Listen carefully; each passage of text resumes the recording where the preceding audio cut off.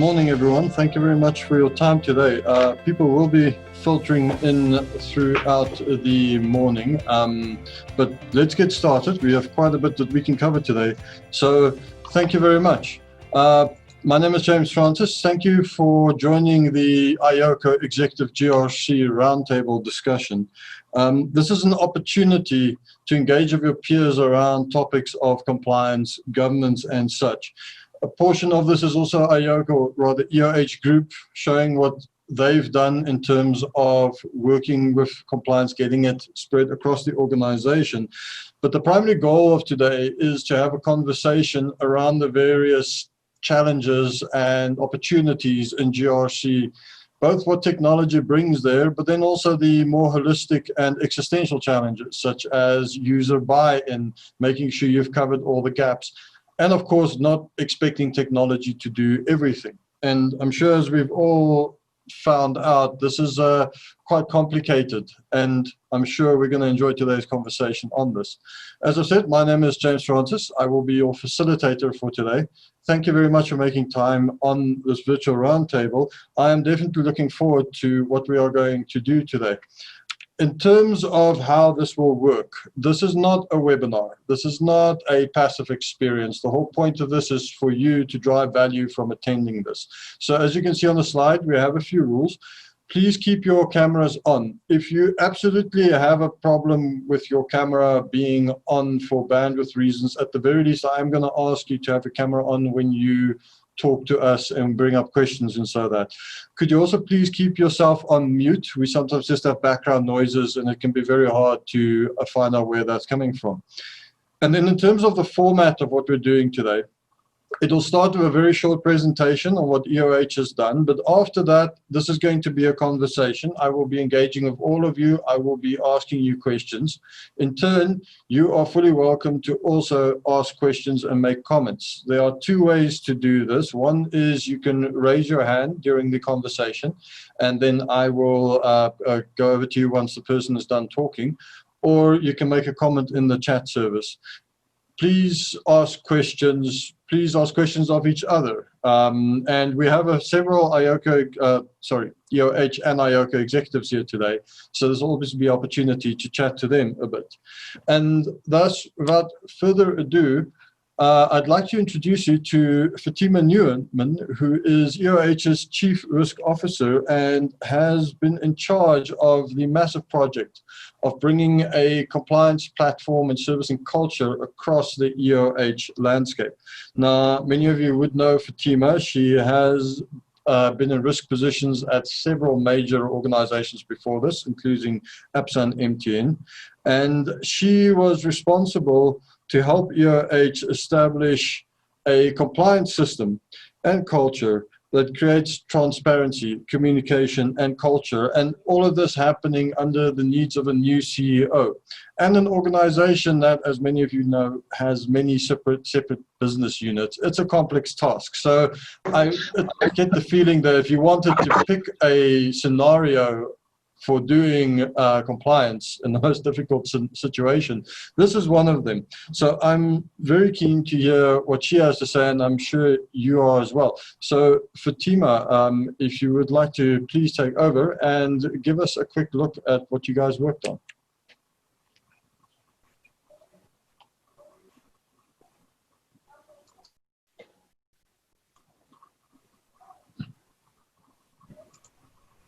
Just waiting for... Good morning, everyone. Can you hear me? Yep. Yes, we can. Yes, thanks, Fatima. Good morning, and welcome to everyone. I see some familiar faces, some that I worked with not so long ago, and some slightly longer. So good to see you all. What we wanted to do today was use the opportunity just to run you through the lessons learned from an investigation perspective. The reason why we had brought our teams on board to later in the conversation share your perspectives and what you think. And then, you know, as James suggested, if we can have a conversation about it, because these really are the kinds of issues that we all battle with And from an EOH point of view, where I used to sit in a, whether it be M2N, in a banking, whether it be ABSA, etc., context historically, the really wonderful thing about EOH is the assets across the organization and the very deep skill set and the very, very diverse nature of the organization. So in short, we know what our customers need. We had a very big problem that we had to solve just over a year ago. And really just wanted to play back some of those lessons learned with you. So we've categorized the lessons in 7 buckets primarily. The first one being that businesses aren't corrupt, people are, and that culture beats strategy every day. Now, I know, having worked with some of you, this is an issue that a lot of us grapple with. It's an issue that comes up every single day.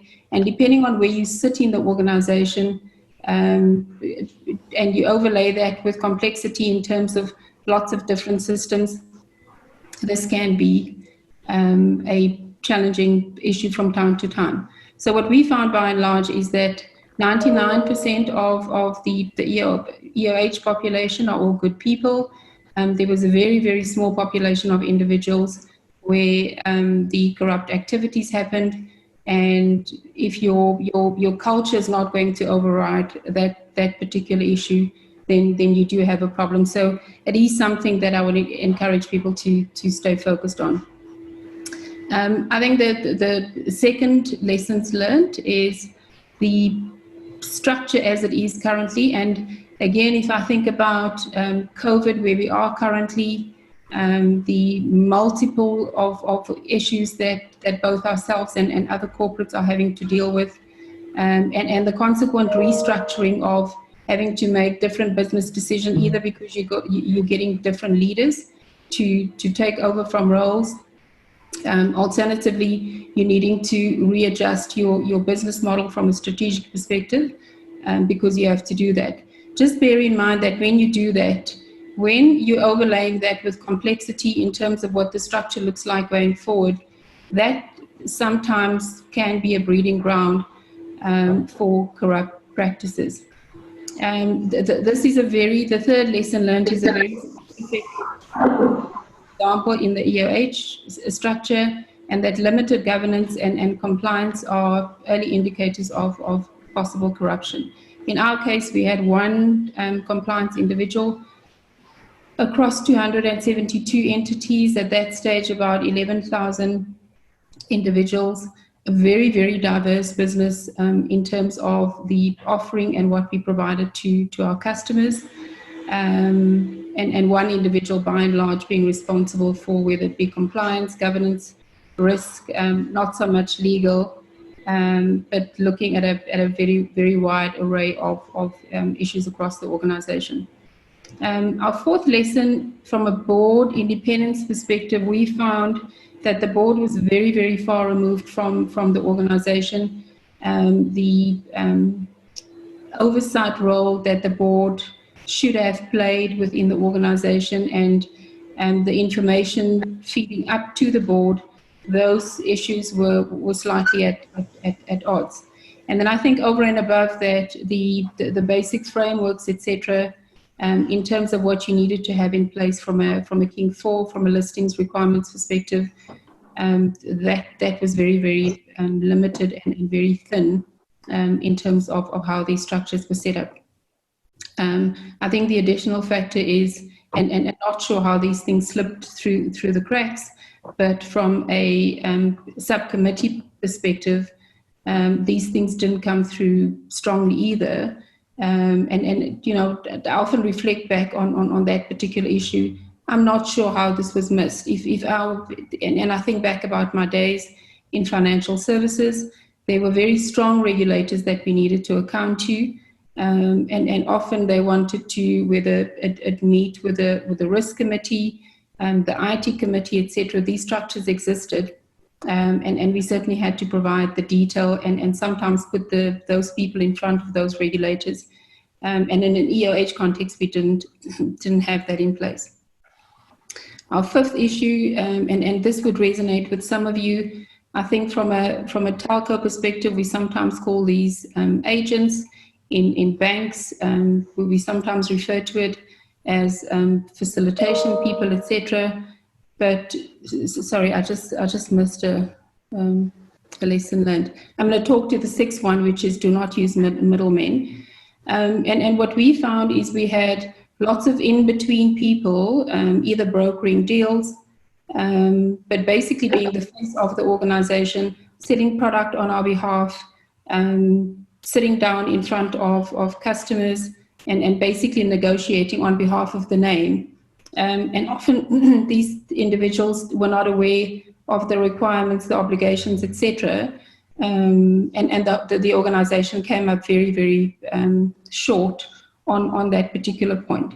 So it is crucial that if your network and your organization extends to others in the form of agents or whatever you call them in your respective industries, make sure that your obligations within the organization extends to those people, whether it be in the form of training, monitoring, etc. I'm going to go back to the one that I missed, which is make it easy for whistleblowers. I think this is an interesting one, and certainly in a listed context, this has been around for a very long time. But we still find that there's a fear of people to step forward to let organizations know that there's potential untoward behavior. You don't always have a system end-to-end that works seamlessly on what the issues are. And from a protection perspective, to give people the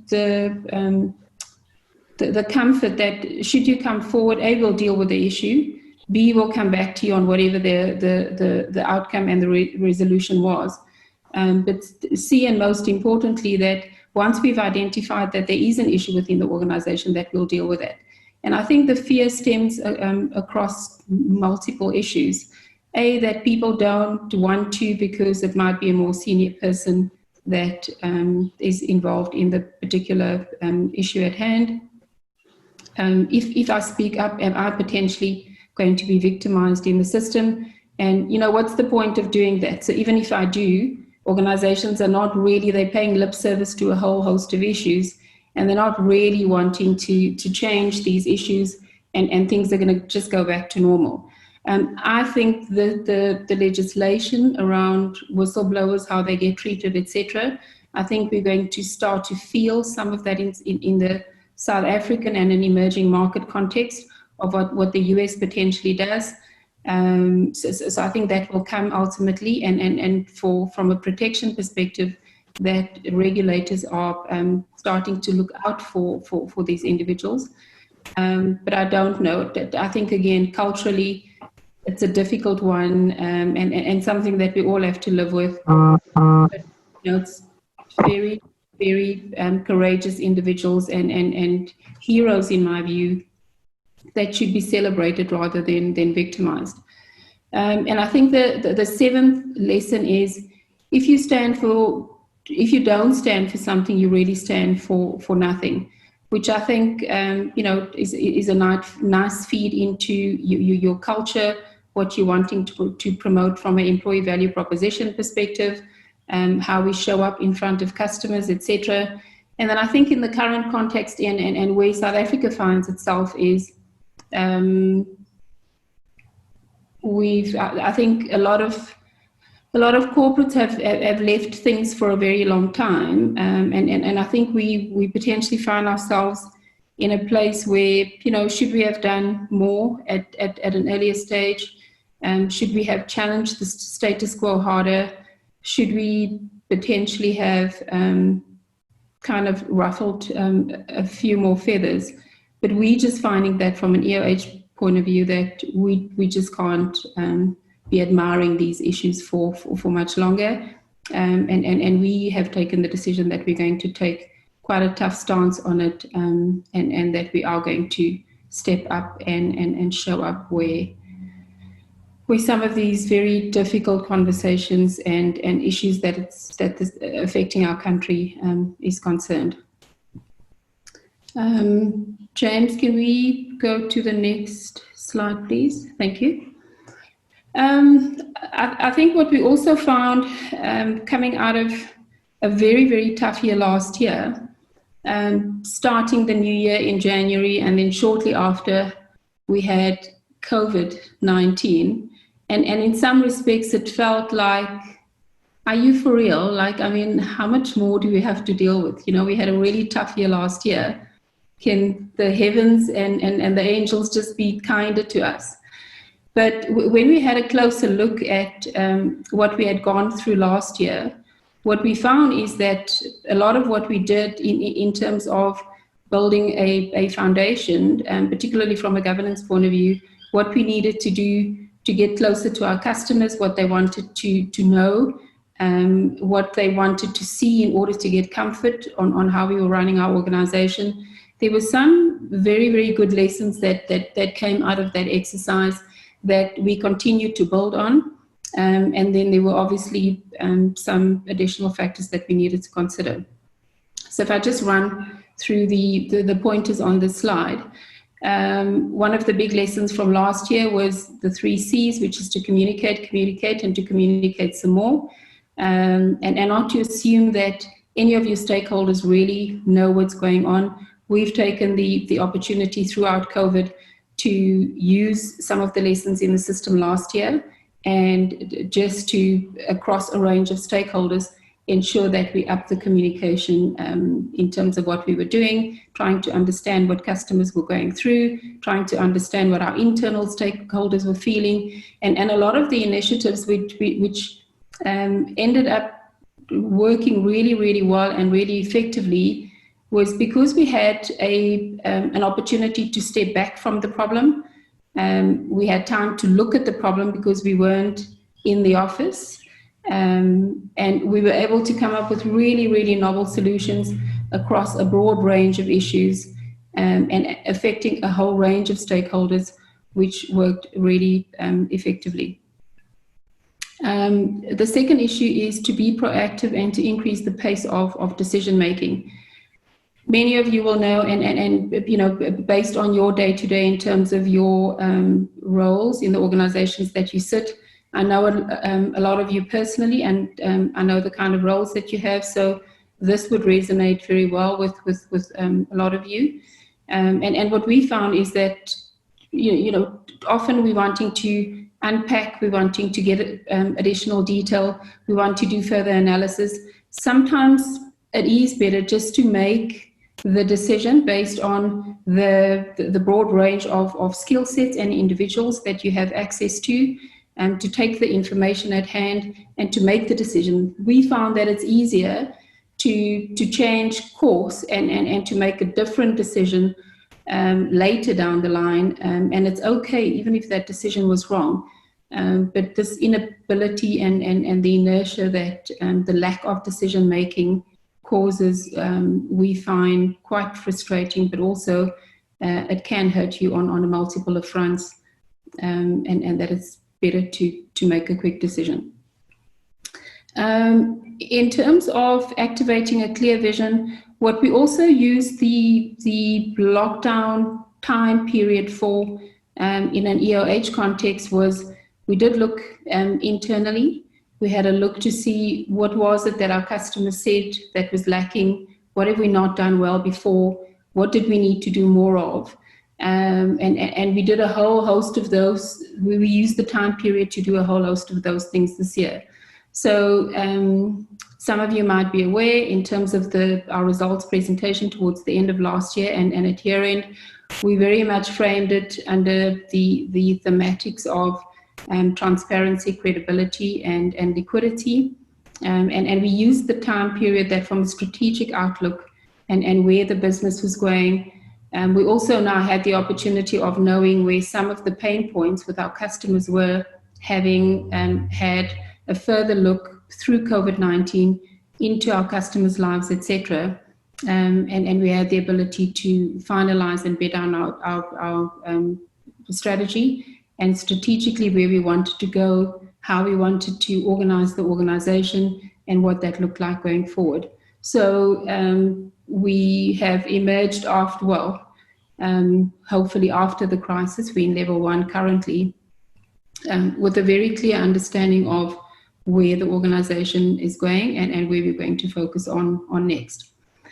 We also found that the processes internally has built a lot of resilience, not only in terms of being able to lean on each other, being able to learn from what we had gone through last year, having a better understanding, because through our the process and the investigation last year, we spent a lot of time with our customers in risk committees, etc., to run them through our strategy, what we had done, etc., in order to get customers comfortable, but also in terms of our own perspective to understand what that means of how do we get the organization trained up, what do we do differently, how do we get everyone on board and rallied around the new plan, etc. And what we have found is that it has built a lot of resilience, A, in terms of people and how they showed up, but B, also from an organization standpoint and what that meant on how we were going to respond to any future issues, etc. Coming out of last year and going into the pandemic, we also had the ability to have, because we started looking at our costs and how the organization was running from an efficiency perspective last year, we were able to put additional tweaks on that process this year. And also because there was a lot of remote working happening, we had to go to a different model, i.e. it had to become a lot more outcomes focused, and that we found that the organization across all levels have become a lot more efficient, which was one of those almost unintended consequences when we step back that, okay, so whatever we started doing last year has yielded results and worked very, very well. On being involved so that you understand the facts, I think given the downgrade from a South African standpoint, all of the corruption issues for all of the South African companies and how government's running, COVID-19, the Eskom issues, and multiple other issues from a South African economy perspective, often comes across as quite complex because you don't make decisions based on one issue only, and you do have to span quite extensively to understand multiple of issues before you can make a decision and provide steer and guidance on the best course of action. And our approach was, get involved, and that certainly has again yielded lots of good results. And I think from an employee value proposition perspective, that was the other additional positive where just the positives kind of spanned across multiple layers across the organization because people stepped closer to the issues and they were involved a lot more closely on the challenges that we faced. And then the final point that I wanted to make was throughout this process to stay close to your customers. So the pandemic did feel like it was a bit of a removal out of day-to-day life, a removal in terms of customer meetings, etc. So from a relationship standpoint, we needed to do something differently. And in my sense, and Ian and Mary Lynn, etc., can give you the impression, but certainly from my perspective, we needed to listen a lot closer and a lot more attentively in terms of what the problem statement was and what it was that we needed to solve for, because all of a sudden budgets became a lot more crucial. Time to solve those particular issues became quite a precious commodity, and how you executed on that, so there was very little room for error. And that process of how we approached the customer relationship, I think worked very well, given the pandemic and given the lessons that we learned last year. And that really is what I wanted to share with you in a nutshell. You would have seen the deck that Shade shared with you this morning. James is going to run us through the rest of the conversation, but we just really wanted to put that on the table in terms of how we approached it. We think it worked really well.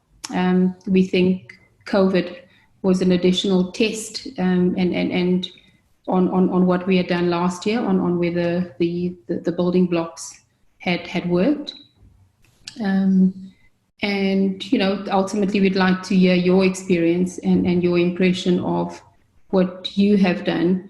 And then we'd obviously like to talk a little bit on the use of technology and what that means in terms of as an enabler and how that fixes problems, etc. Thank you, Fatima. That was very informative and gives us enough to kind of get into the meat of this. So thank you for your time. Just to announce to everyone, I have given you the ability to unmute your own microphones. So please unmute and mute in terms of when you would like to talk. And since some people have just recently joined us, just to reiterate what I said earlier, this is a conversation.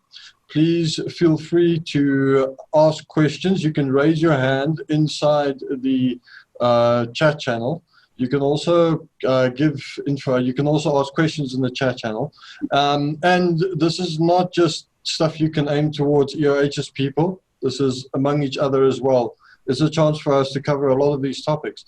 And on that spirit, let me first introduce Ian Roy, Managing Executive from EOH, is also joining us today, as well as Mary Lynn Roth, who is the Digital Business Unit Executive, and she is a GDPR domain expert. I will be asking them questions as well. But first, I'd like to ask a question from to Benny van der Westhuizen, the CEO of Computershare. This morning I saw you guys brought out a white paper that articulates a couple of the interesting problems in terms of governance. One of them, and something Fatima touched on there, was complexity. Complexity is quite an issue, and it seems to me that the more complex organizations we build, the harder it is to even close up the gaps. Is the average risk officer equipped with enough levers to untangle their risk and manage what's happening there? Or are we in a situation where maybe complexity might start outrunning people here if we're not careful? Or are we already outrunning them? Yeah, good morning, James, and good morning, everyone. I hope that all of you can hear and see me. Thank you. So thank you very much for the question. And yes, we actually published that white paper a couple of days ago. In engaging with quite a few governance professionals globally from our client base. And I think to answer your question, in some instances, the governance professionals are getting there, but they're not yet fully equipped to be able to do that. We're seeing a very definitive change in the governance professional's role, or the company secretary's role, in that there's a requirement for the day-to-day transactional requirements to happen, and the governance professional to be more strategically focused and engaging with stakeholders in the board more effectively. So navigating a complex environment, a big organizational structure with multiple entities across multiple jurisdictions becomes very, very difficult. And I think Fatima also touched upon that in terms of, how do you empower that governance professional to be able to navigate that? So technology becomes a very big part of navigating that and equipping the governance professional to be able to engage with the various levels of professionals, executives within the multiple organizations, and then to ensure that there's a single basis of truth on which they all make decisions on and have insights to.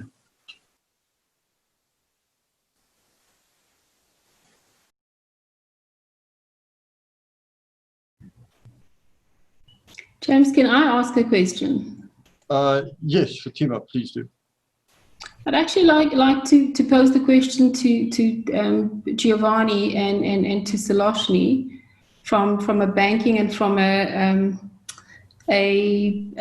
telecoms perspective. A considered as critical services going into lockdown, and your approach to utilizing technology to get to the crux of the issue, to try and unpack complexity quickly, and to be able to make decisions based on the problem that you were confronted with. So let me pause there and see what your thoughts are on that. So good morning, everybody. This is Giovanni. Maybe I can start. And thank you, Fatima, for the invitation. So I'm running technology in MTN South Africa, which means network and IT. So first of all, obviously, when the strict lockdown was announced, we faced an unprecedented situations. Yeah. So many businesses were afraid to stop the business. Vice versa, we faced the opposite challenge. So overnight, so between the day before the lockdown and the day after the lockdown, we saw the demand from our customers to grow more than 50% overnight. So the data demand was between 50 and 60% one day after the other in terms of growth. So obviously, as you can imagine, we had some contingency and some capacity that were, let me say, idle and available in the network. But first of all, we had to support the platforms and the services to guarantee a good service level to our customers.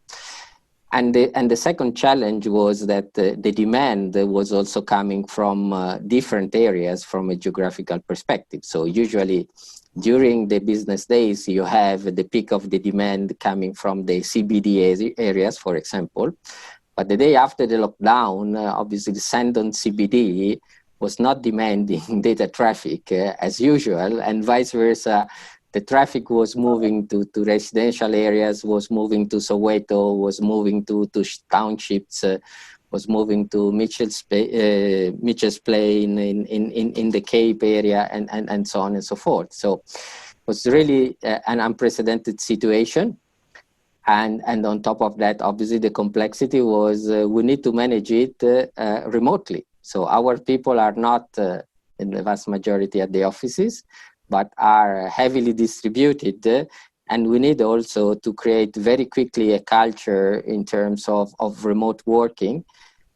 Coming from a company where vice versa, 95% of our people are based in the same campus in 14th Avenue in Joburg. So I think it was a good ride. Yeah. So from this perspective, I think we have been able to pass this sort of baptism of fire. And now somebody could say was not so complex because the results are good. But I think looking at it from inside, the complexity definitely was there. Yeah. So I think from this perspective, obviously this is something that even in the new normal will partially stay. So in essence, we have learned a different way to plan for our network, to plan for our platforms, a different way of working, completely distributed and not anymore centralized. This has also posed new complexities in terms of cybersecurity, for example. We know that the remote working obviously makes a little bit more prone the organization to cyber attacks. And we have seen the insurgence of these from all the global KPIs. But I think probably there is still a lot to unpack in terms of lessons learned. Thank you, Solution. Thanks, James, and thanks, Fatima. So I think maybe just to take a step back from a banking perspective, post the subprime crisis in 2009, banks realized that a lot of investment had to go into robust enterprise risk management frameworks. There was a huge focus around compliance and governance. So I think in terms of from an industry perspective, the financial services kicked off that process a lot sooner. and investment spend was centered around that.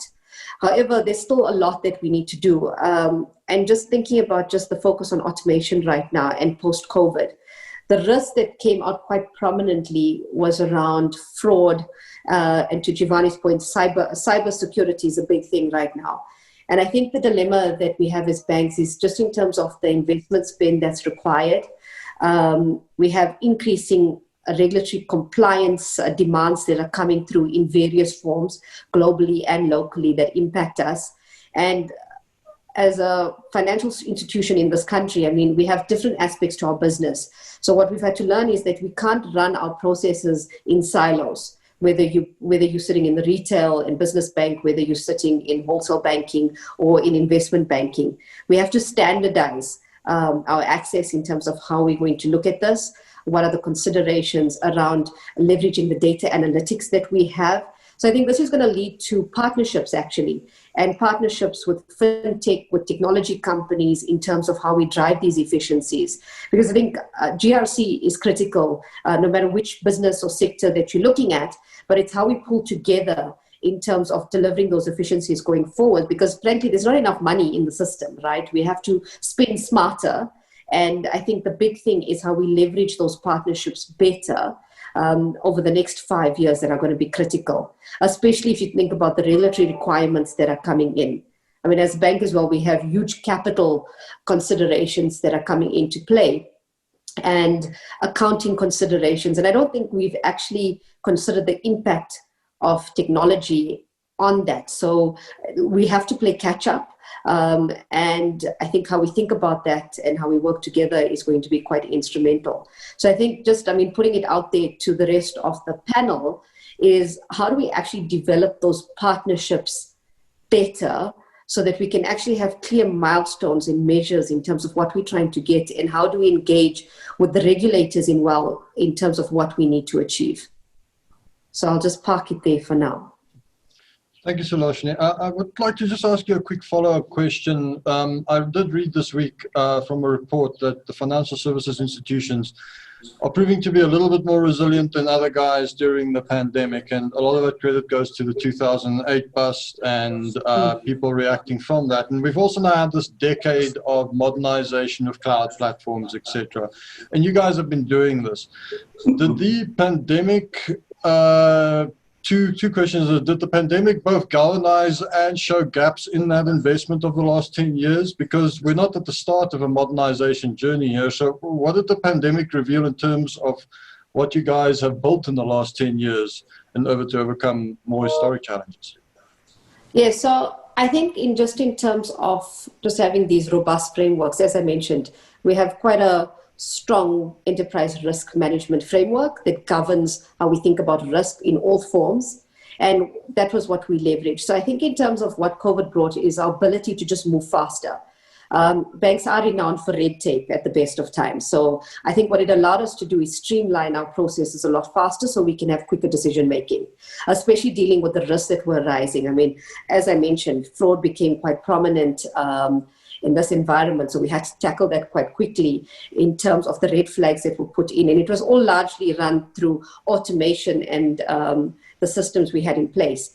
The one difference though, and I think this is just unique to ABSA specifically, is we have just separated completely from Barclays. So our separation was finalized on the 5th of June this year. So we've actually embarked on building all our own technology, systems and platforms. And that actually landed during COVID. So what helped is that in terms of trying to pick up gaps and addressing them quite quickly, we had the ability to do that. And the lessons learned also are allowing us to create enhancements going forward.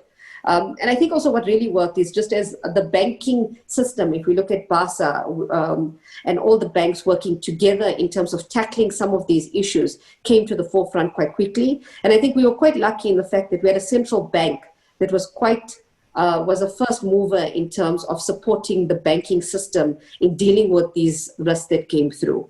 And I think we should be proud in terms of as a country in our financial system in what was done during COVID that has set us up over the last 10 years in getting to where we are in terms of the engagement. I think one of the things that Fatima started with is around communication being quite critical. And it's transparency and communication that actually helped us navigate the environment, and also in terms of how we need to think about the changes that we need to invest in going forward. Thank you, Suloshini. I think you mentioned the complexity keeps coming up. I want one topic to stay on the table as well. And Mark Victor from Deloitte, if I can bring you in on this one. We've heard it mentioned now in reports and again from one of our panelists, regulations are going to grow. They're going to get more complex. One of the problems that is out in the literature is the speed of bringing in new regulation, understanding it, and applying it. And now we're going through a period where there's probably going to be even more regulation and probably even more, let's call it broad regulation, not just specific to a sector. From your point of view, is this a concern that keeps coming up in the risk space? Are people worried that this is going to continue being a moving target? And no matter how agile they get, the regulation seems to be trying to stay one step ahead of it. You have to give me the tough question, hey? Yeah, I mean, look, from my experience in financial services, it's that sort of uncomfortable reality of, more regulation, whether it's, I guess, the broad regulatory framework around capital, of 10 years ago, or conduct, or any number of other items. So unfortunately, it's here to stay. My personal view is that I think in our country, and maybe, just based on some of the recent, global exposures, there's a tendency towards more regulation. But what's critical is probably how you deal with it. So whether it's conduct, whether it's POPIA, etc. I think despite all of the best efforts to see it as how it can create a strategic advantage, generally, it's seen as a compliance approach. So it's about trying to go value beyond compliance. If you take, some of the recent regulations around data and stuff, what value can it add in terms of better data management, more, insightful information? It's, it links nicely to the technology conversation around monetization of data within the right sort of, measures. So I guess it's, unfortunately, it's not something you'll ever get away from, but it's more the attitude that you apply.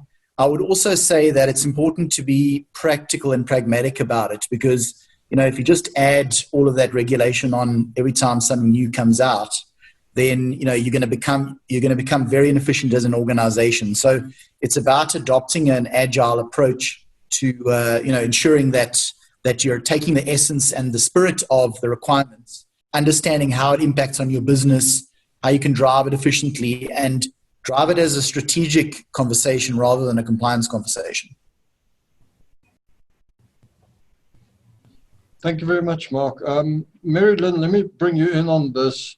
And let's combine two topics here. So you're the GDPR expert. GDPR has been held up as an example of compliance that everyone can get behind, that is quite practical. And I remember when it came out, that was really seen as let's call it a good lever for partnerships. That suddenly suppliers and customers could really understand what they need. Did GDPR create this kind of environment in terms of making compliance more accessible between different parties and building those partnerships? And is it something we're exploiting enough? Thanks, James. I actually just want to pick up from what Mark said before I answer your question is, if you think about what GDPR, the spirit of what GDPR is about it's two things for me. One, it's improving data governance, which most organizations don't get right because it takes a huge amount of effort to have your data governance sorted. And then the second thing is to be more customer-centric around how people's data is being used from a privacy perspective. So for me, that's the spirit of where GDPR and POPIA are heading. The tricky thing around both of those, it's a quite a complex regulation, and it takes a huge amount of effort to get to ticking all the hundreds of boxes that most organizations need to. The thing that we have done through lots of trial and error with lots of clients around GDPR is how do you simplify the regulation and make it really simple down to, so you can go into a business unit or multiple business units and really say, these are the 10 things you need to do. First, awareness is a massively important. We've got to explain to our business unit heads and the people in the business what's really important. And then the next thing is to use technology to measure how bad things are so that you can go ahead and fix them. And for that, you need to unpack the regulation down to like a line item. Can you do this? What is this? How do we apply this particular thing to your business unit or to your business? The tricky thing around a GDPR and POPIA is that every part of your business has a different GDPR has a different impact on each part of the business. So you have to go and unpack, what does your business do? Where is your data? What do you do with data? And then go, okay, now this is what we can do to fix it. So from a very complex organization like EOH, we have so many different business units. They do a lot of different things for clients, and they use data in very different ways. So unpacking that and customizing it for each one of them it's a great amount of effort, but once you've done it and you can use technology to support you, that certainly has worked quite well for us. Thank you, Mary Lynn. Let's touch on Tuleka Mputulo from the JSE. Let's talk about that relationship between regulation and making it applicable to the people who need to use it, whether you're going to call it customer facing or your internal users or different units. The reason why I want to ask you is, coming from the JSE, you guys have to set a lot of those standards and controls for a lot of external companies and make sure they understand that. Have you found this has become less challenging in applying technology, or is it still quite a tricky thing to deal with? Hi, James. It's still quite a tricky thing to apply. Is it possible to turn your video on? Okay. I was just telling you guys that I'm having challenges with my bandwidth. Okay. So when I switch it on, I'll probably... Pardon? Let's try it. If it doesn't work, then you can turn it off again. Thank you. Okay, sure. Give me a second.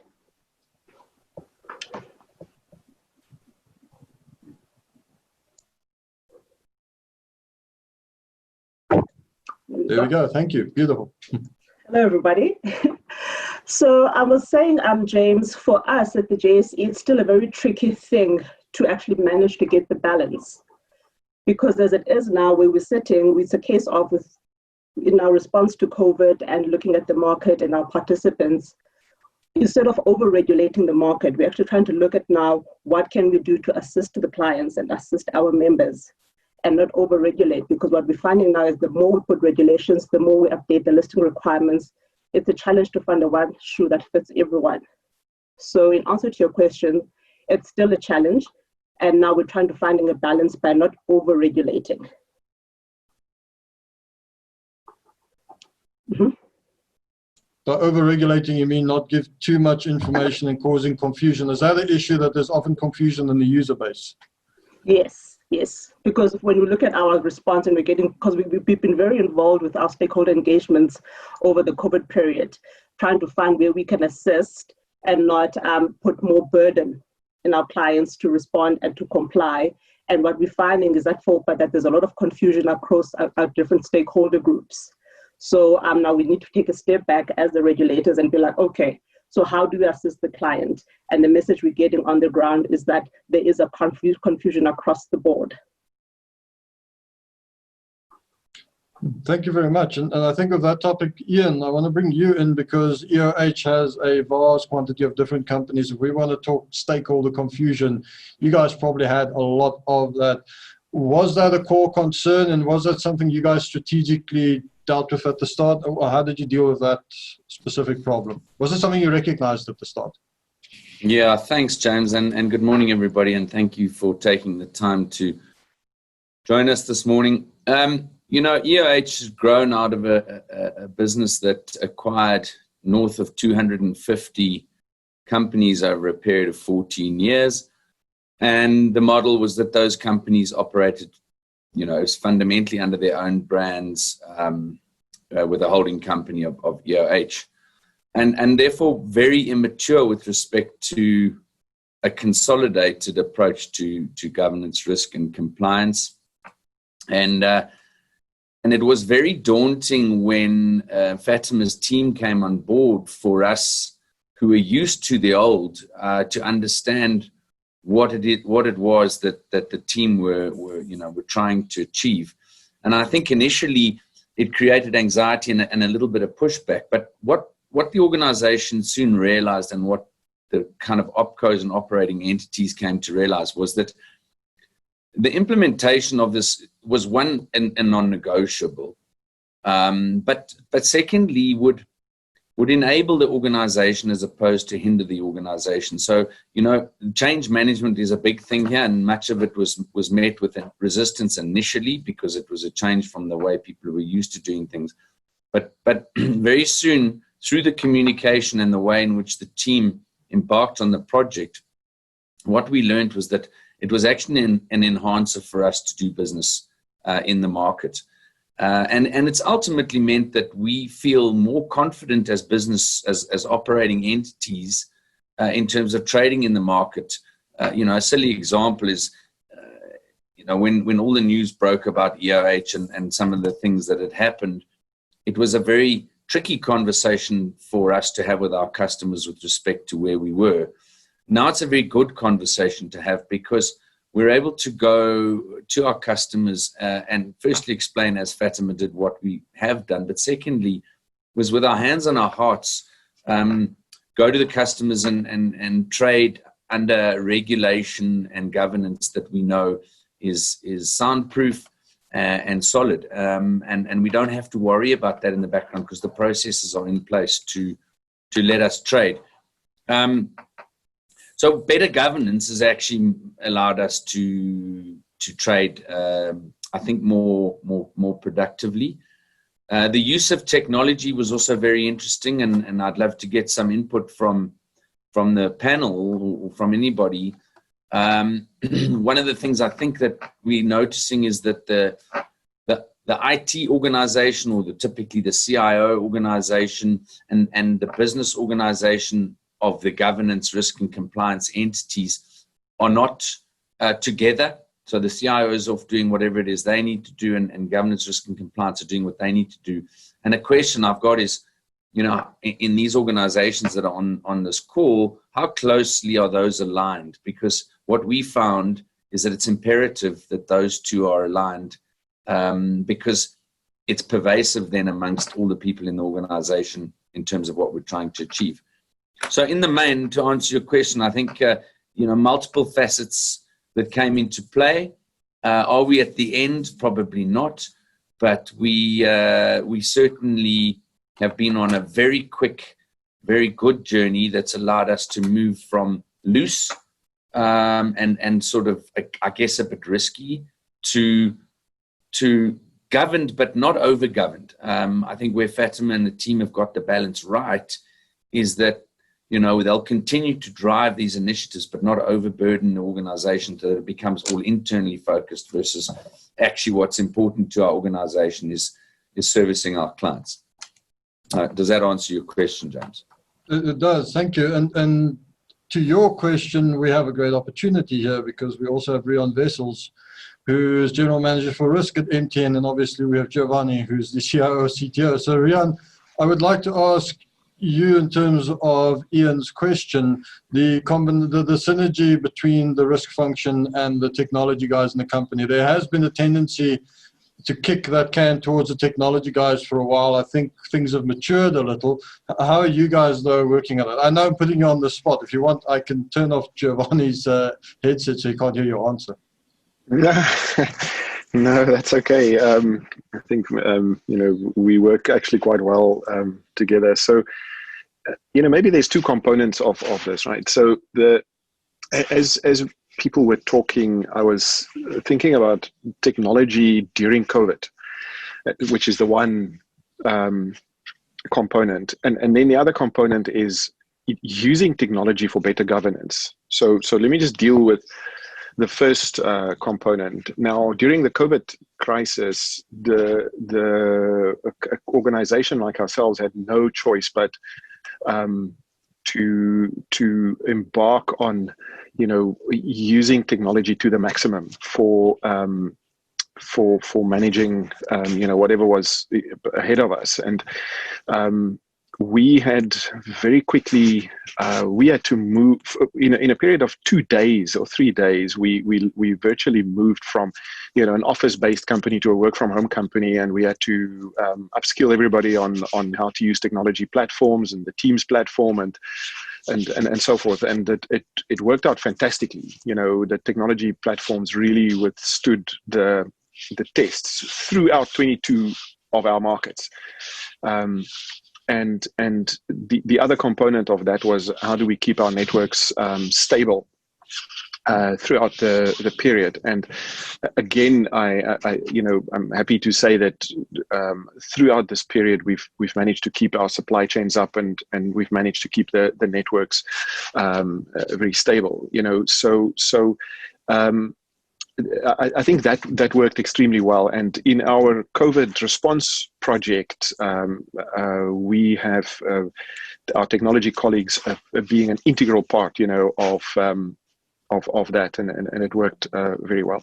The other part is, so there is the one thing about use of technology in a company to make itself more efficient, effective, but then there's the use of technology to improve governance in a company, and I think, and I'm speaking on behalf of just MTN here, I think that's an area that still requires a lot of improvement, at least in our case. I think we have our risk management, our compliance, etc. practices in place, but they are still quite manual.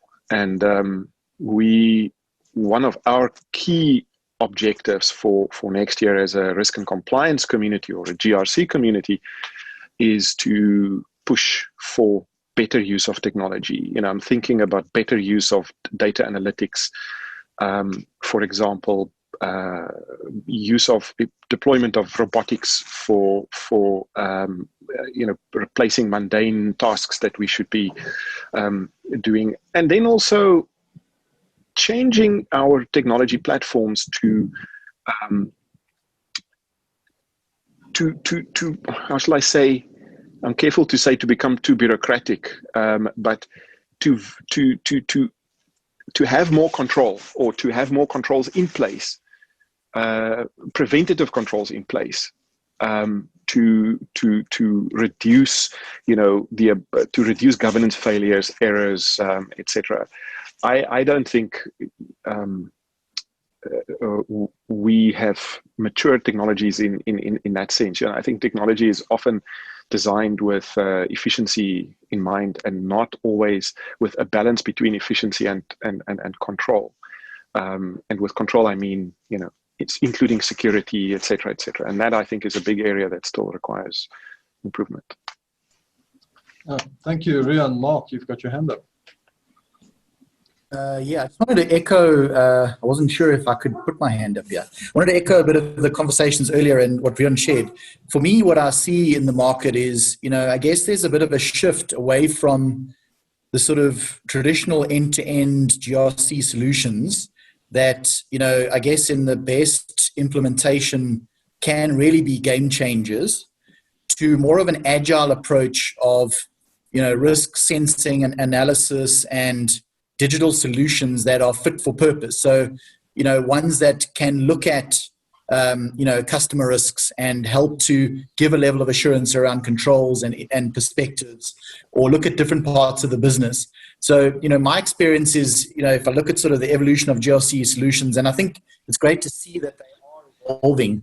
They were very much point solutions. The ERP players, have got, and the big OEMs have got significant sort of integrated solutions, but the devil's in the detail in terms of how they applied, what information that they're monitoring, and how it's helping to drive decision making. And that's sort of creating, in our experience, an advent of more sort of point and agile type of solutions that are not even fit for purpose, but driving more, artificial intelligence, even designed on the spot to be able to solve specific problems. And I think it's great because, obviously COVID has kind of accelerated digital transformation and the importance across organizations, but it's critical, to also just challenge, what these solutions are providing and help them become more relevant to, organizations in terms of managing their business. Thank you, Mark. Giovanni, you had your hand up as well. Yeah, thank you. Yeah, so you were asking about the relationship between the risk management and compliance function and the technology function. And obviously, I can share with you the experience in NTN. I think that there are two elements. The first one, the relationship radically improved a couple of years ago when in MTN, both at group level and at local level in the OpCos, we split the BRM function from the internal audit. So previously they were reporting into the same head. And after that, it was decided to create two parallel organizations. So I think this helped dramatically the dialogue between technology and risk and compliance, because from a technology perspective, we saw them more focused on the business rather than on the auditing aspects of the business itself. So really a second line of defense, not anymore combined with the third line of defense.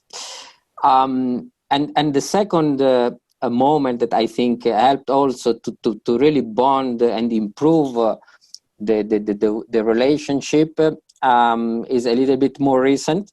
So clearly, as you know, the telco industry is facing a big risk, which is due to the trade war between China and US. Yeah. So, and I think from a technology perspective, at a certain point, we're a little bit lost in terms of, okay, what are the scenarios that we should model, and so on and so forth. So, and great merit to Rian and his team to help us to, in essence, to nail down what are the scenarios or what were the scenarios that we had to analyze together, and moving from there to a strong mitigation plan. So I think between these two moments, the relationship has improved really, really significantly. So we have appreciated a lot the support from the business risk and compliance function.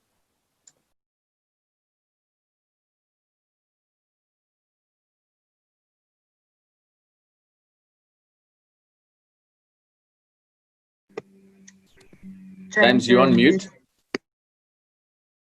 Thank you very much. Anton van Wyk, I would like to bring you in on this because Giovanni just spoke about the need to understand different types of scenarios and obviously a partnership in the business itself.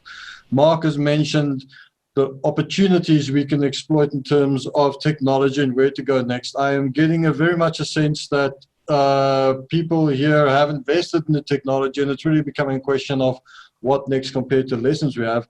And then, of course, Sulochana also brought up the overarching issue that partnerships seem to be in it. Is this maybe the core focus for GRC going forward? Because it does sound to me that GRC, to be effective, is pulling in so many different directions, both internally and externally, that to see this as almost a single office or a single function might not work anymore. What's your view on this? What kind of partnerships are needed out there to take GRC forward? Yeah, thanks, James. I think the essence now is around a stricter, more strategic combined assurance model. I think that'll allow independence to a large degree in the various functionalities in GRC.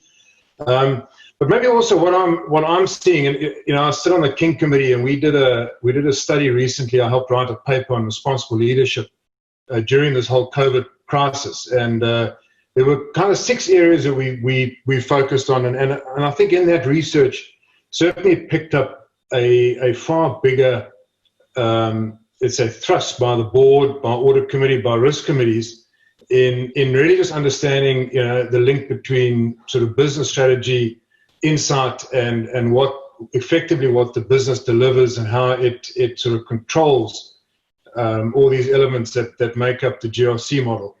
I think also in that study, there's no doubt that board dynamics are going to change. There's no doubt that the audit committee is changing its game, and I think adapting to these new challenges. Now, we spoke about regulation, privacy, GDPR, and the various guises that GDPR comes in. Now, we as a firm have been running our GDPR process for the last 18 months in line with the European Union's kind of regulatory set on the GDPR process.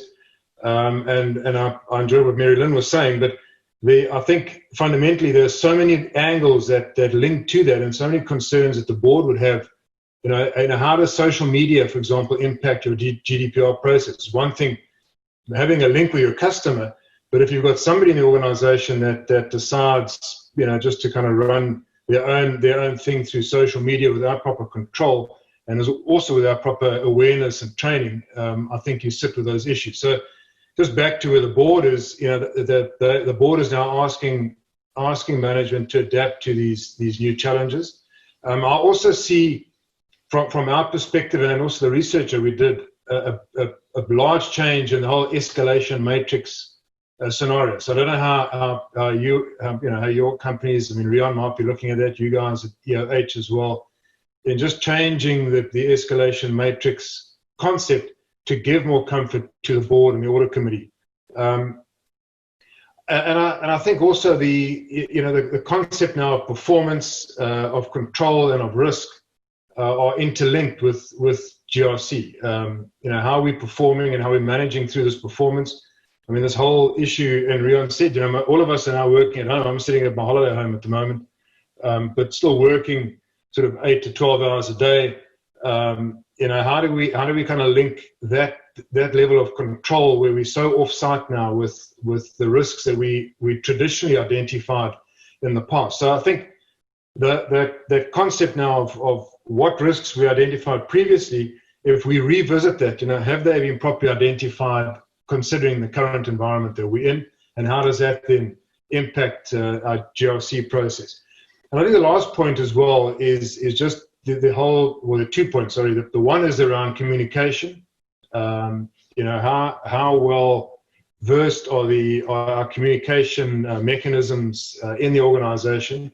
And I think the final point is time and effort that we're spending. If you start looking at the time and effort that we spend around the GRC process, and also the time and effort that boards are now spending, the question has been asked now: how many directors out there are overboarded? In other words, how many can actually deliver on their mandate on the particular boards that they sit on? Some are sitting on 4, some on 6. The general feeling is that that time and effort has increased by 30 to 40% over the last 6 to 8 months through COVID. So how are they able then to focus their attention in this fairly key GRC space from a board perspective, and equally with management? What is that sort of link? So I don't know if I've answered your question, James, but I do think dynamics have changed. I think our level of responsible leadership has changed, and I think that looking ahead, I think this is going to go ahead. This is going to go on now for at least another 2 to 3 years as we try and recover in the market. Just looking at the markets the last 3 days, I think they're down 6-7% on last week. What are the economic impacts then on our particular businesses? What tools, analytical tools, are we using to kind of assess our share price and our company performance to make sure that we align that with our GRC model? So I'll start off by talking about combined assurance, and I think that is one of the mechanisms that I think we need to kind of revisit, and just to see how we bring the GRC model back into play again. Thank you, Anton. Rian, you've raised your hand. Yeah, I just want to talk a bit about the escalation process that Anton also mentioned. This in our company has become super important.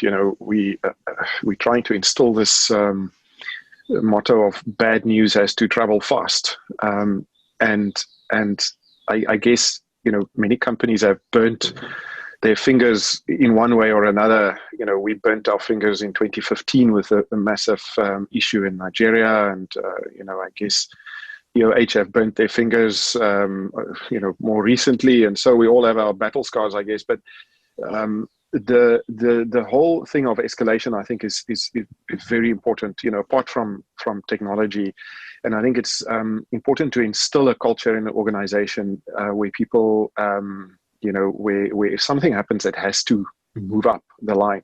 But it also then it depends on how you react, because if you create, you know, an environment where people are hesitant to escalate because they're going to get in trouble, then it wouldn't work. So what we've done in our company is we've got an escalation policy, which people have to comply with, and we've worked hard in the last year to establish that. It basically says that, you know, any big issue has to be escalated in 48 hours. And this is across our operating markets. And then when something gets escalated, we try to deal with it very constructively and support in a supporting way. And it's I wouldn't say we are there perfectly, but it's starting to work. You know, so when we report to our Exco every month, we have a number of escalations that that we report on that have come through, you know, it's really helping, and we're now at a point where if something pops up in some of the operations, they would immediately send a mail to say, we just want to let you know this has happened. So I think it's a very important concept.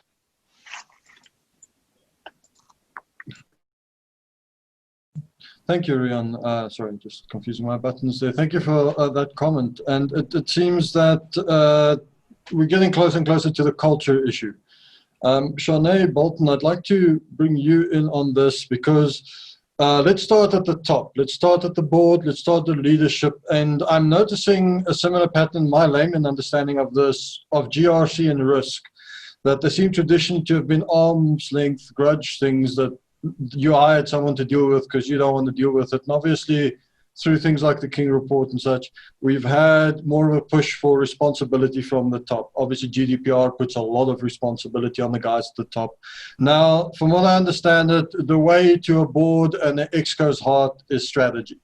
You build strategy, you make something seem strategic, you can get a lot closer to what they are trying to accomplish, and then instead of them trying to skirt this. Is this a correct take? Is there room today with the kind of technology we have and the ability to kind of not only manage complexity, but to move information in an accurate and relevant way to the right people? Is this the time where strategically we can bring GRC in front of these the leaders of companies? Is this something that companies should exploit a bit more if they want to get this right?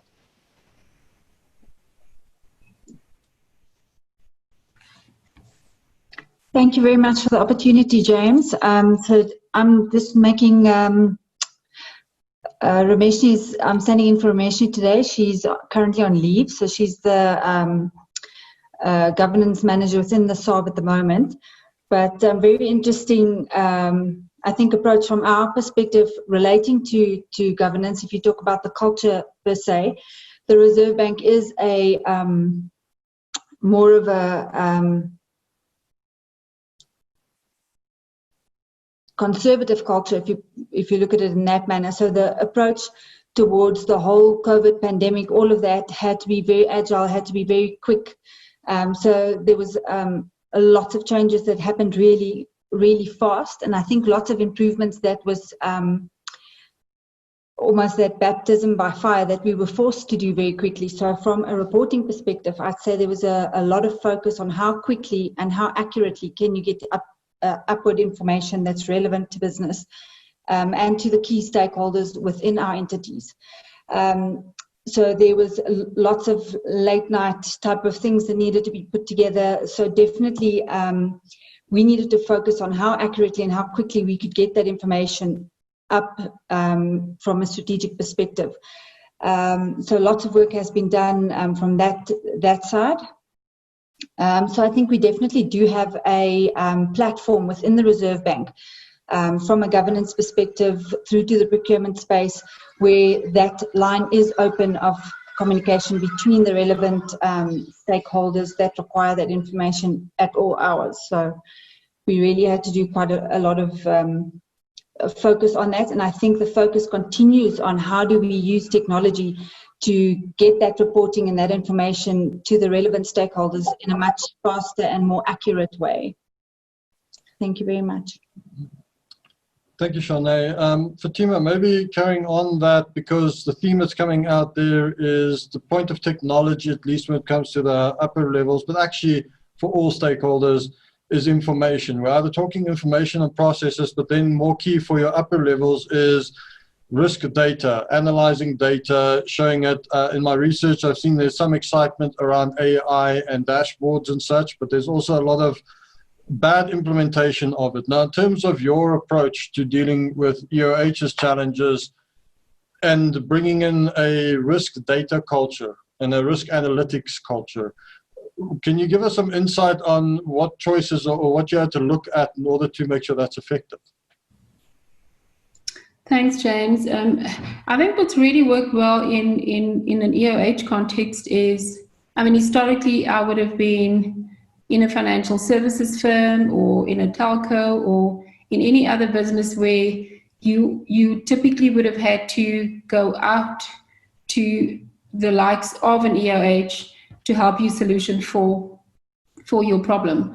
And the one big positive for us is that we have an extremely diverse business and organization.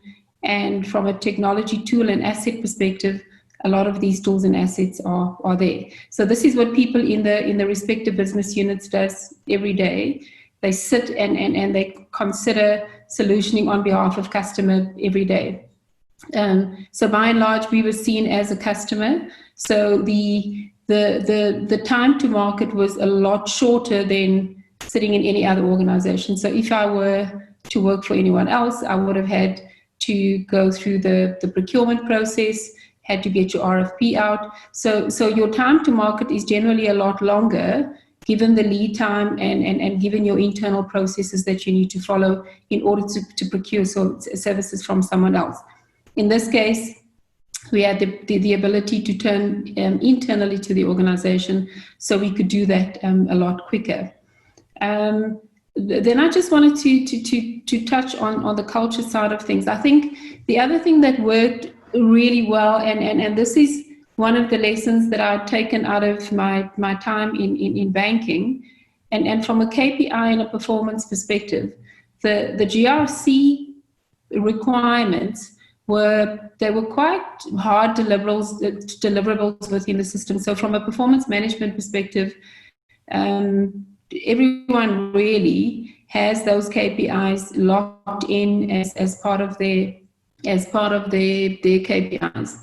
And depending on where you sit in the organization, so typically your senior people would have their metrics and KPIs from a weighting perspective is a lot higher than someone lower down in the organization. So it does incentivize or it used to incentivize the organization to pay attention to these issues, to make it their own, to make it part of what they did on a day-to-day basis.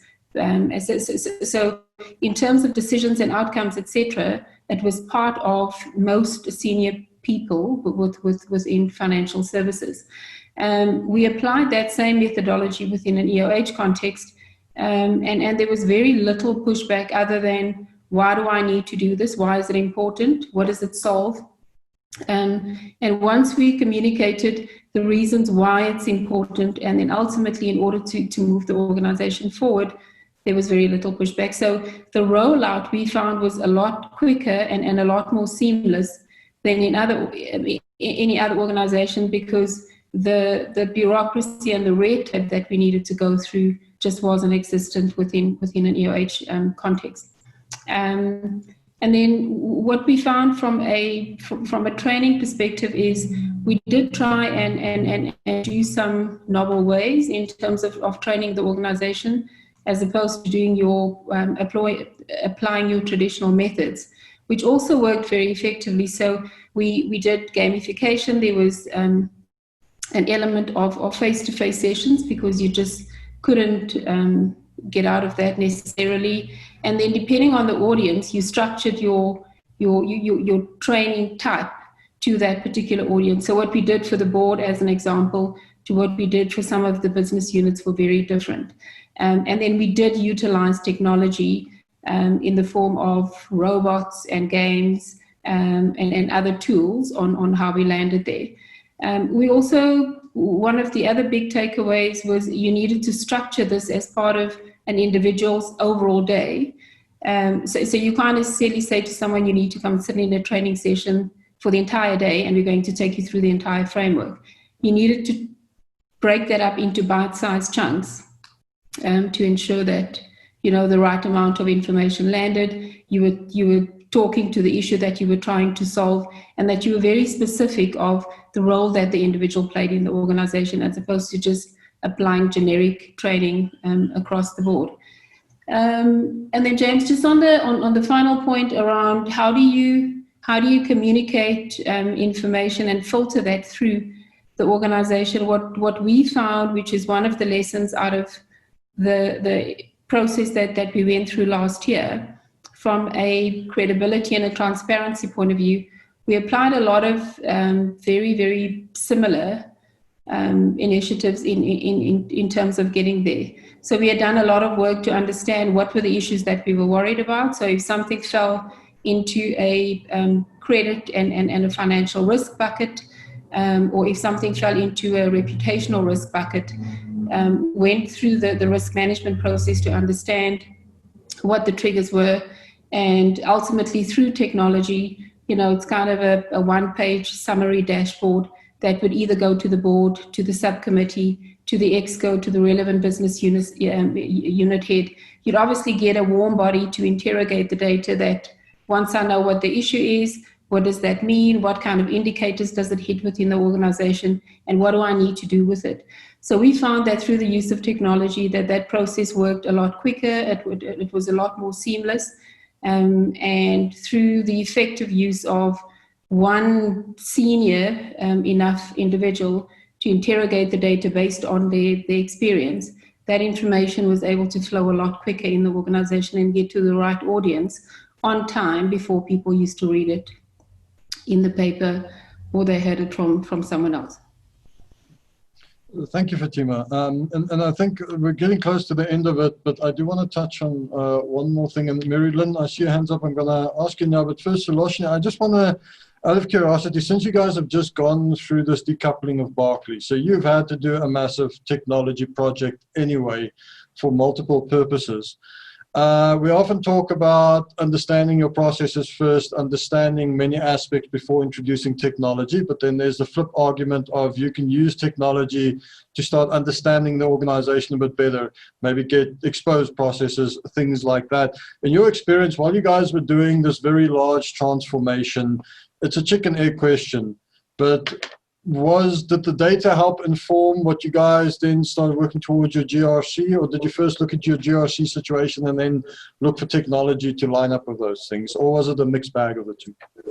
It was definitely a bit of both, to be honest, and especially because data, especially data analytics, has become very critical in terms of how you drive some of the implementation in your projects, and I just think. The benefit that we have as a bank is that, I mean, we are very well regulated, right? So there's a lot of compliance that is in place that we have to comply with. And so that lays the foundation. So it's understanding the regulations that are out there, and then in terms of implementation and execution, what are the tools and the mechanisms we're going to use to deliver that to the population, not only from our staffing perspective, but also taking into account the processes that we adopt.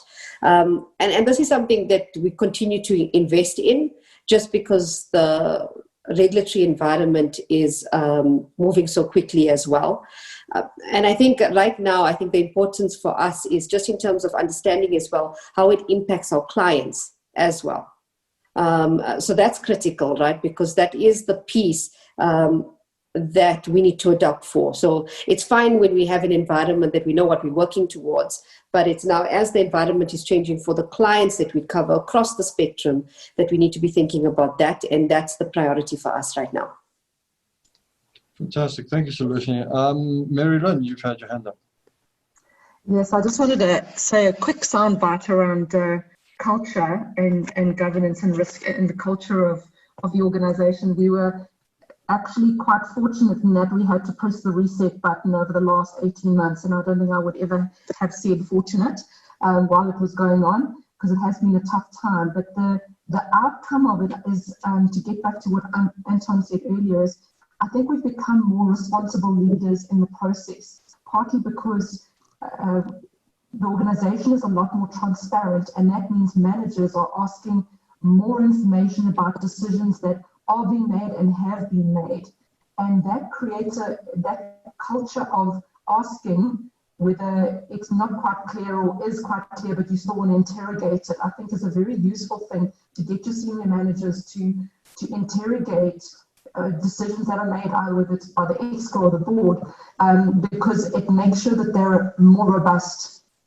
Never again am I going to trust, hugely and make sure that,